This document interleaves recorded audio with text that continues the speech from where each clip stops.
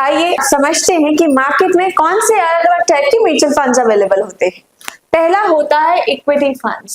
Equity मतलब किसी company के शेयर्स। इक्विटी फंड्स वो म्यूचुअल फंड्स होते हैं जहां पे आपका पैसा लगता है कंपनी के शेयर्स में, मतलब इनडायरेक्टली हम पैसा लगा रहे हैं स्टॉक्स में। सेकेंड होता है डेट फंड। डेट फंड वो म्यूचुअल फंड्स होते हैं जहां पे आपका पैसा लगता है फिक्स्ड इनकम सिक्योरिटीज में, जैसे कि बॉन्ड्स, डिबेंचर्स और गवर्नमेंट सिक्योरिटीज। थर्ड होता है हाइब्रिड फंड्स। हाइब्रिड फंड्स वो फंड्स होते हैं जो एक बैलेंस क्रिएट करते हैं इक्विटी फंड्स में और डेट फंड्स में। ये बेसिकली एक मिक्सचर होता है इक्विटी फंड्स का और डेट फंड्स का। और नेक्स्ट फंड आता है इंडेक्स फंड। इंडेक्स फंड्स वो म्यूचुअल फंड्स होते हैं जहां पे आपका पैसा लगता है मेजर मार्केट इंडाइसेस में, जैसे कि निफ्टी इंडेक्स फंड। अगला म्यूचुअल फंड आता है सेक्टर फंड्स। सेक्टर फंड्स वो म्यूचुअल फंड्स होते हैं जहां पे आपका पैसा लगता है डायरेक्टली किसी एक पर्टिकुलर सेक्टर में, जैसे कि बैंकिंग सेक्टर में, मतलब सारे स्टॉक्स उसमें बैंक्स के ही होंगे। दूसरा सेक्टर हो सकता है फार्मा सेक्टर। अगर आप फार्मा सेक्टर में इन्वेस्ट कर रहे हो मतलब आप सारे फार्मा स्टॉक्स में अपना पैसा लगा रहे हो। ठीक। नेक्स्ट म्यूचुअल फंड होता है टैक्स सेविंग फंड्स। ये वो म्यूचुअल फंड्स होते हैं जो आपको टैक्स बेनिफिट्स देते हैं। तो आइए अब समझते हैं कि आपके इन्वेस्टमेंट, आपके रिस्क और आपके टाइम होराइजन के अकॉर्डिंग आपके लिए कौन सा म्यूचुअल फंड बेस्ट सूटेबल होगा। पहला होता है इक्विटी फंड्स।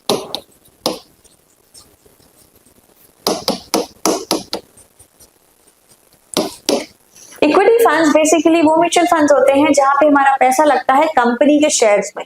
हम डायरेक्टली पैसा नहीं लगाते बट इनडायरेक्टली फंड मैनेजर्स हमारा पैसा लगाते हैं कंपनी के स्टॉक्स में। तो बेसिकली इक्विटी फंड्स का काम होता है वेल्थ को क्रिएट करना।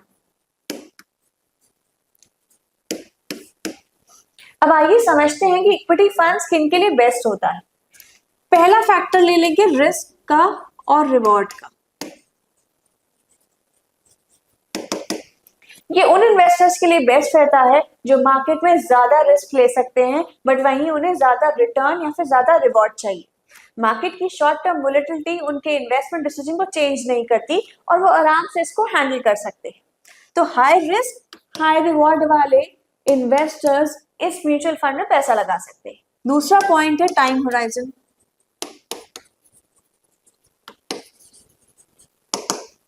कम से कम 5 से 10 साल के लिए आप इस म्यूचुअल फंड में इन्वेस्टेड रहें, क्योंकि लॉन्ग टर्म में इक्विटी फंड्स एक स्टेबल रिटर्न देते हैं। तो टाइम होराइजन हो गया मिनिमम 5 से 10 साल तक के। अब इक्विटी फंड्स भी 3 टाइप के होते हैं। पहला हो गया लार्ज कैप फंड, दूसरा हो गया मिड कैप फंड और तीसरा हो गया स्मॉल कैप।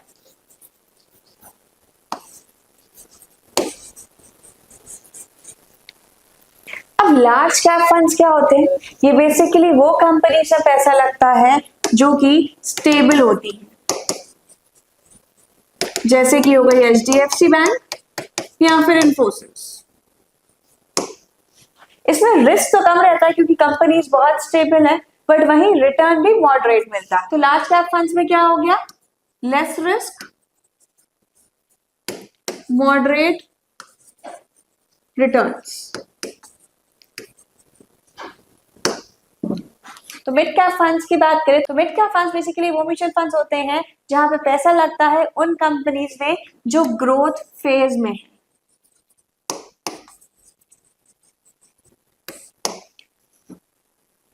यहाँ रिस्क और रिवॉर्ड दोनों ही मॉडरेट मिलता है क्योंकि कंपनी अभी ग्रोथ फेज में है, तो रिस्क भी बहुत ज्यादा भी नहीं है, वहीं हमें रिटर्न भी मॉडरेट देखने को मिलते हैं।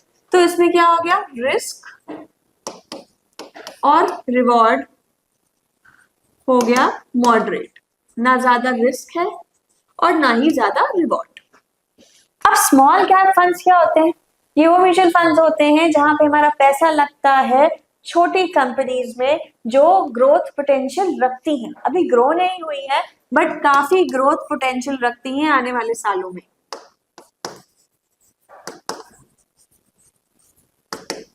क्योंकि अभी कंपनी स्टेबल नहीं है, ग्रो भी नहीं हुई है, अभी सिर्फ हमें पोटेंशियल दिख रहा है कि हाँ ये आगे जाके कंपनी ग्रो हो सकती है।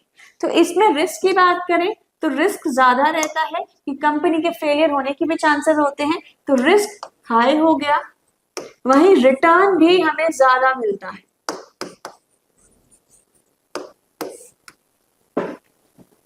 सेकंड फंड है डेट फंड्स। ये बेसिकली वो म्यूचुअल फंड होते हैं जहां पे हमारा पैसा लगता है फिक्स्ड इनकम सिक्योरिटीज में, जैसे कि हो गए बॉन्ड्स, डिबेंचर्स और गवर्नमेंट सिक्योरिटीज।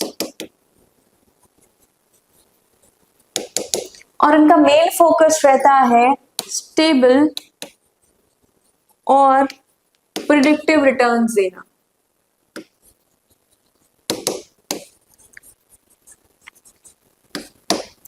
स्टेबल मतलब एक स्टेडी, एक रेगुलर इनकम आना, और प्रिडिक्टिव मतलब हमें पहले से ही पता है कि हमें कितना रिटर्न मिलने वाला। तो डेट फंड से पहले से ही पता रहता है कि हमें कितना रिटर्न मिलने वाला। अब डेट फंड्स किनके लिए परफेक्ट रहते हैं आइए समझते हैं। पहला फैक्टर हो गया रिस्क और रिवॉर्ड का। अगर आप अपनी कैपिटल को प्रिजर्व करना चाहते हो और आपको चाहिए एक स्टेडी इनकम, तो आप अपना पैसा डेट फंड्स में लगा सकते हो। तो रिस्क और रिवॉर्ड की बात करें, रिस्क हो गया इसमें काफी लो और रिटर्न हो गया इसमें स्टेबल। पैसे के खोने का रिस्क इसमें काफी कम रहता है, बट वहीं रिटर्न भी हमें स्टेबल मिलते हैं, बहुत ज्यादा नहीं मिलते। वहीं दूसरे फैक्टर की बात करें, टाइम होराइजन। अगर आप बहुत ज्यादा रिस्क नहीं लेना चाहते, एक स्टेडी इनकम चाहते हैं, एक स्टेबल इनकम चाहते हैं, और आपका टाइम फ्रेम कहीं 1 से 3 साल के लिए है, तो आपके लिए डेट फंड्स परफेक्ट है। वही बात करें डेट फंड्स की, तो डेट फंड्स बेसिकली 3 टाइप के होते हैं। पहला होता है लिक्विड फंड।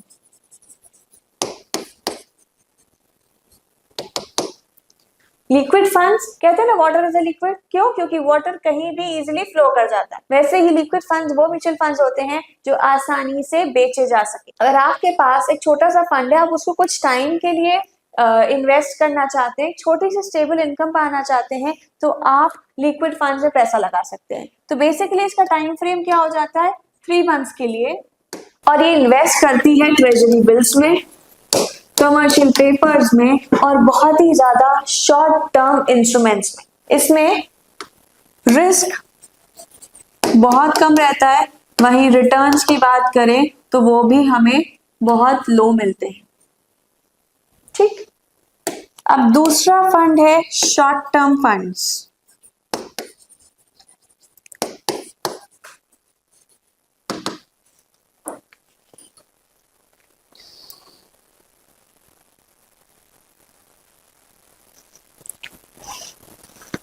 अब इनका टाइम होराइजन रहता है 1 से 3 साल के लिए। इनमें पैसा लगता है गवर्नमेंट सिक्योरिटीज में, बॉन्ड्स में, और इसमें जो रिस्क है वो लिक्विड फंड्स के अकॉर्डिंग थोड़ा सा मॉडरेट रहता है। वहीं रिटर्न्स की बात करें तो स्टेबल तो होते हैं, but compare to liquid funds, क्योंकि इनका टाइम फ्रेम भी छोटा है और इनका टाइम फ्रेम कंपेरेटिवली इनसे ज्यादा है, तो रिटर्न्स भी हमें मॉडरेट देखने को मिलते हैं।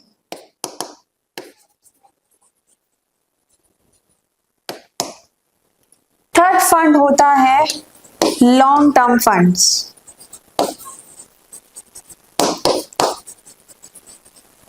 अगर आपका टाइम होराइजन 3 साल से ज्यादा है, बट आपको स्टेडी इनकम चाहिए, तो आप लॉन्ग टर्म फंड्स में पैसा लगा सकते हैं।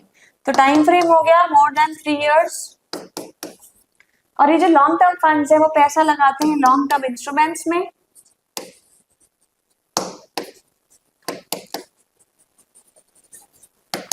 गवर्नमेंट सिक्योरिटीज में, और कॉर्पोरेट बॉन्ड्स में।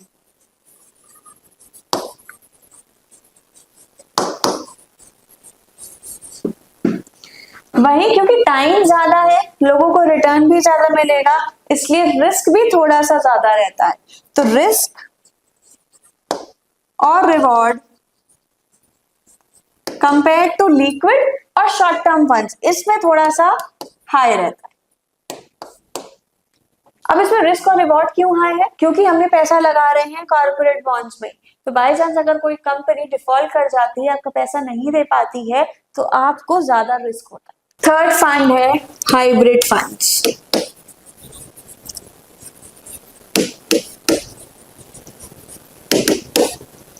हाइब्रिड फंड्स बेसिकली वो म्यूचुअल फंड्स होते हैं जो कि एक बैलेंस क्रिएट करते हैं इक्विटी फंड्स और डेट फंड्स में। यहाँ पे आपको मिलता है इक्विटी फंड्स के हायर रिटर्न और डेट फंड्स के लोअर रिस्क का एक कॉम्बिनेशन। अगर आप इक्विटी फंड्स और डेट फंड्स दोनों में इन्वेस्ट करना चाहते हैं एक साथ, तो आप हाइब्रिड फंड्स में इन्वेस्ट कर सकते हैं। हाइब्रिड फंड्स का मेन कॉन्सेप्ट रहता है डाइवर्सिफिकेशन पे, मतलब आप अपनी पूरी कैपिटल दो अलग अलग सेगमेंट्स में लगा सकते हैं, वो है इक्विटी और डेट। कुछ पैसा लगेगा इक्विटी में, कुछ पैसा लगता है डेट पे, तो हमारा पैसा भी और रिस्क भी दोनों हो गया डाइवर्सिफाई। अगर एक ही जगह लगता है तो ज्यादा रिस्क हो जाता है, वहीं अगर दो जगह लगता है तो हमारा रिस्क बढ़ जाता है। तो डाइवर्सिफिकेशन का मतलब हो गया हमारा रिस्क बांटना। जितने ज्यादा एसेट्स होते जाते हैं उतना ज्यादा रिस्क बढ़ जाता है। बेसिकली ये उन इन्वेस्टर्स के लिए सूटेबल रहता है जो कि कंपनी के शेयर्स में प्लस वही फिक्स्ड इनकम सिक्योरिटीज दोनों में अपना पैसा लगाना चाहते हैं। अब हाइब्रिड फंड्स बेसिकली 3 टाइप के होते हैं।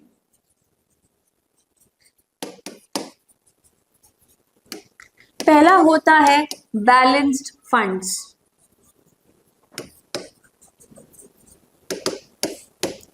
ये वो फंड्स है जो मार्केट की कंडीशन के अकॉर्डिंग इक्विटी और डेट के प्रपोर्शन को बैलेंस कर देते हैं। अगर मार्केट अच्छा लग रहा होगा इन्वेस्टर्स को तो अपने इक्विटी के प्रपोर्शन को बढ़ा देंगे और डेट के पोर्शन को कम कर देंगे। वहीं अगर उनको मार्केट सही नहीं लग रहा होगा तो इक्विटी का पोर्शन हो जाता है कम और डेट का पोर्शन हो जाता है ज्यादा। दूसरा फॉर्म ऑफ हाइब्रिड फंड होता है एग्रेसिव हाइब्रिड फंड।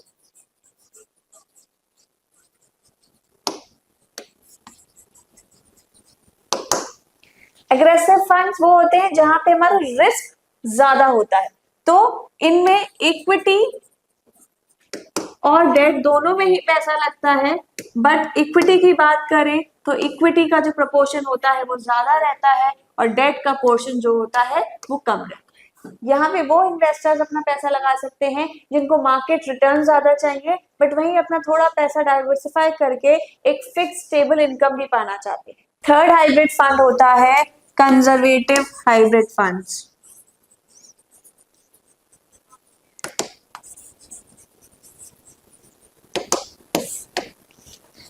अब यहां पे इक्विटी का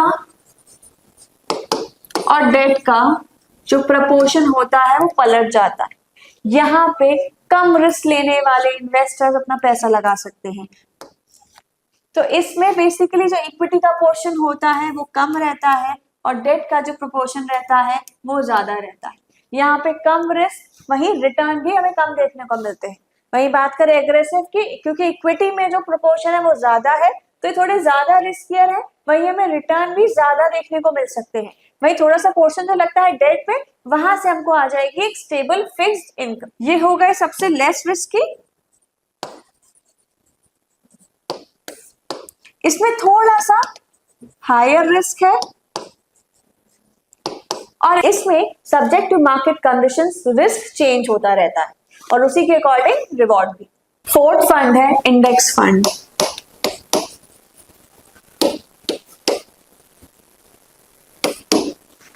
इंडेक्स बेसिकली एक बेंचमार्क होता है, वो मार्केट के थर्मोमीटर की तरह होता है जो मार्केट का ओवरऑल परफॉर्मेंस को ट्रैक करता है। इंडेक्स फंड स्टॉक मार्केट के स्पेसिफिक इंडेक्स को फॉलो करते हैं, जैसे कि निफ्टी एंड सेंसेक्स।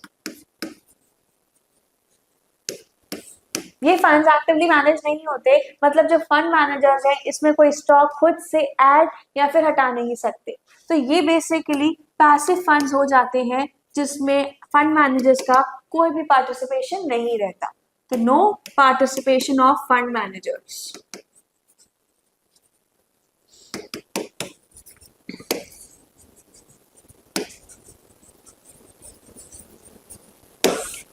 तो इसमें जो एक्सपेंसेस होते हैं ना, फंड मैनेजर्स की जो फीस होती है वो नहीं इन्वॉल्व होती और इन फंड्स को हम कहते हैं पैसिव फंड्स।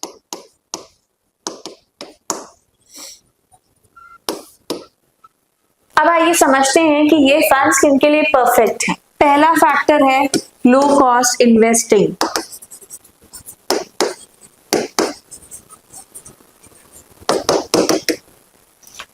अगर आपको लो एक्सपेंसेस के साथ, क्योंकि यहाँ पे फंड मैनेजर्स की फीस इन्वॉल्व नहीं रहती और मार्केट परफॉर्मेंस के अकॉर्डिंग रिटर्न चाहिए, तो आप इंडेक्स फंड्स में इन्वेस्ट कर सकते हैं। तो यहाँ पे क्या हो गया, जो रिटर्न्स होंगे ना वो मार्केट परफॉर्मेंस बेस्ड होंगे, मार्केट की परफॉर्मेंस के बेसिस पे होंगे।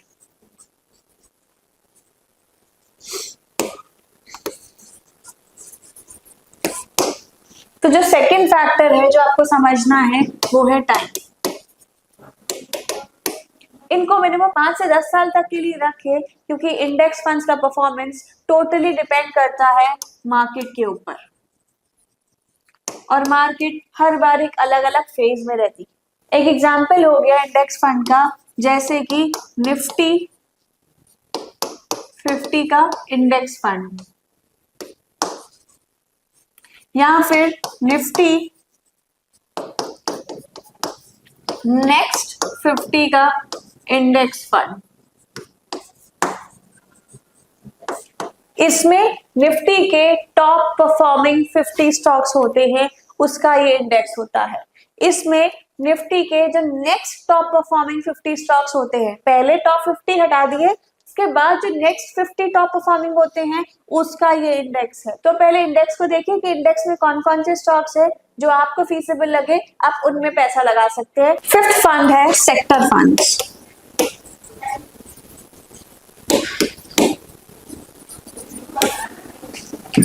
सेक्टर का मतलब होता है एक ग्रुप ऑफ कंपनीज जो पर्टिकुलरली एक ही इंडस्ट्री को बिलोंग करे या फिर सिमिलर बिजनेस एक्टिविटीज में इन्वॉल्व, जैसे कि आईटी, हेल्थ केयर,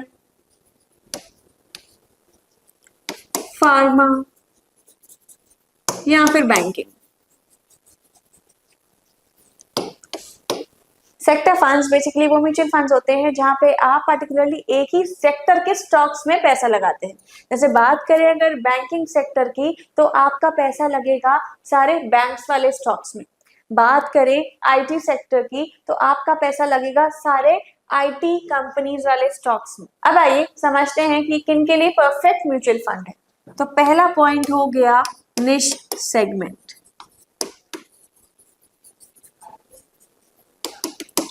अगर आपको लगता है किसी भी कोई पर्टिकुलर सेक्टर में आगे आने वाले टाइम में बहुत ज्यादा ग्रोथ पोटेंशियल है, तो आप उस सेक्टर में पैसा लगा सकते हैं। मान लीजिए अगर आपको बैंकिंग सेक्टर में हाई ग्रोथ पोटेंशियल लगता हो कुछ आने वाले सालों में, तो आप इसमें पैसा लगा सकते हैं। अगर वहीं आपको हेल्थ केयर सेक्टर में लगता है कि आगे आने वाले सालों में कुछ मेजर चेंजेस हो सकते हैं जो कि एक बहुत ज्यादा इम्पैक्ट लेके आ सकते हैं सेक्टर पे, तो आप हेल्थ केयर सेक्टर पे पैसा लगा सकते हैं। तो बेसिकली हम एक ही सेक्टर वाली कंपनीज वाले स्टॉक्स में पैसा लगा रहे हैं। अब दूसरा पॉइंट जो हमें कंसिडर करना होता है वो होता है रिस्क का और रिवॉर्ड का।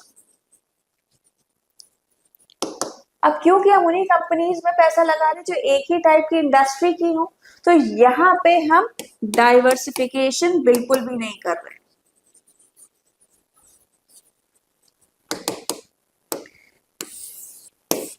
डाइवर्सिफिकेशन का मतलब कि हम अपना ना रिस्क ना ही कैपिटल अलग अलग इंडस्ट्रीज में बांट रहे। मान लीजिए जिस सेक्टर में आपने पैसा लगाया हो और वहां पे कोई बैड न्यूज आ जाती है, तो उसका इम्पैक्ट आपके फंड्स में भी पड़ेगा। सेक्टर में अगर डिक्लाइन आता है तो आपके फंड्स में भी डिक्लाइन देखने को मिलेगा। तो यहाँ पे क्योंकि हम डाइवर्सिफाई नहीं कर रहे अपने कैपिटल को, इसीलिए यहाँ पे हमको बहुत ज्यादा रिस्क उठाना पड़ सकता है। भाई मान लीजिए कोई पॉजिटिव न्यूज आ जाती है, गवर्नमेंट कोई ऐसी पॉलिसी अनाउंस कर देती है जो हेल्थ केयर सेक्टर में बहुत मेजर बूस्ट ला सकती है, तो वहीं आपके सेक्टर फंड की जो वैल्यू है उसमें भी आपको इंक्रीज देखने को मिल सकता है। जहां इसमें हायर रिस्क है वहीं हायर रिटर्न भी है।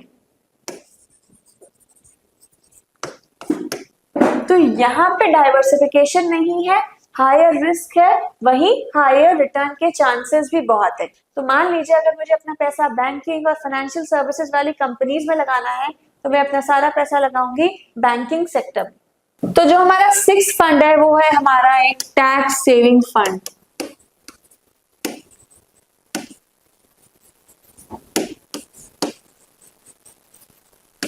और इसको हम बोलते हैं ELSS, मतलब कि इक्विटी लिंक्ड सेविंग्स स्कीम।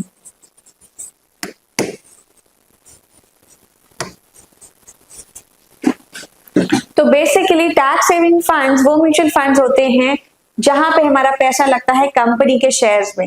जैसे कि हमें नाम से ही समझ में आ रहा है इक्विटी लिंक्ड, मतलब जैसे हमारा पैसा लगता है इक्विटी फंड्स में, वैसे ही टैक्स सेविंग फंड्स में भी हमारा पैसा लगता है इक्विटी फंड्स में ही, मतलब कंपनी के शेयर्स में। तो आइए अब समझते हैं जो टैक्स सेविंग फंड्स हैं उनकी क्या इंपॉर्टेंस होती है और ये किसके लिए परफेक्ट रहते हैं। तो जो पहला पॉइंट हमें कंसिडर करना होता है वो होता है हमारा टैक्स बेनिफिट।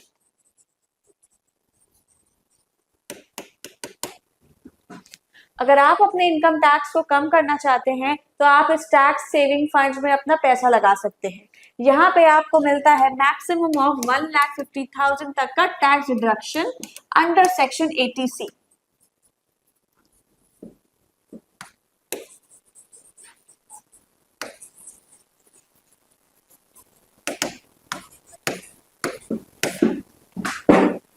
तो इस फंड में आप मैक्सिमम 1.5 लाख तक का टैक्स डिडक्शन ले सकते हैं under section 80C of income tax. ठीक है, तो जो दूसरा पॉइंट हमें कंसिडर करना होता है वो है हमारा लॉन्ग टर्म वेल्थ क्रिएशन।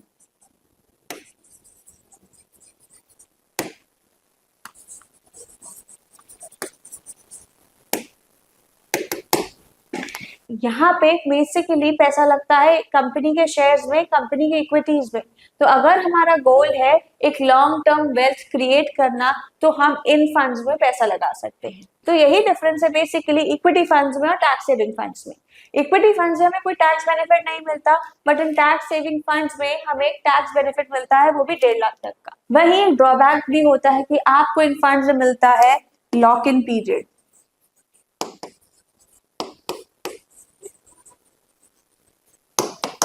मतलब कि मिनिमम ऑफ 3 इयर्स तक आप इस फंड को एग्जिट नहीं कर सकते। अगर आज आप इस फंड में पैसा लगाते हैं तो 3 साल तक आप इसको एग्जिट नहीं कर पाएंगे। तो minimum time of lock in period रहता है 3 इयर्स बेसिकली। वो अब आपकी चॉइस है कि आप 3 साल के बाद भी इस फंड को कंटिन्यू करना चाहते हैं कि नहीं, बट इस फंड में आपका जो इन्वेस्टमेंट है वो लॉक हो जाता है और आप उस फंड को एग्जिट नहीं कर पाएंगे। तो इस फंड में हमें डुअल बेनिफिट मिलता है। पहला मिलता है हमें वेल्थ क्रिएशन का, कैपिटल एप्रिसिएशन का, और दूसरा मिलता है हमें टैक्स बेनिफिट का, अपने टैक्स को बचाने का। तो अगर आप अपने टैक्सेस को सेव करना चाहते हैं और फोकस करते हैं लॉन्ग टर्म वेल्थ क्रिएशन पे तो आपके लिए फंड्स बेस्ट होंगे।